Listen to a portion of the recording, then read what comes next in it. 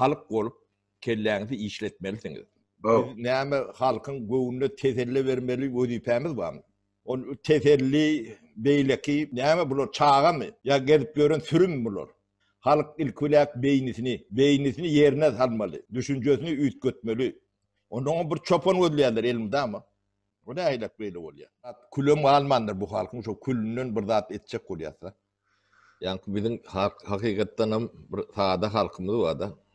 Türkmen halkı sağda. Yok Türkmen halkı şeyle beýle dip Türkmen halkyna äsgermençilik edýän, Türkmen halkyny pese düşürjek bolýan adamlara sen nähili baka berýän? Bu sözü bir Türkmen özüne dese ki men Türkmenim ama Türkmen milleti goyun, Türkmen milleti ahmak, Türkmen milleti bilimsiz, cahil, beyni yok, aklı yok aytsa bu adama derim ki sen anandan helal süt emmemişsin.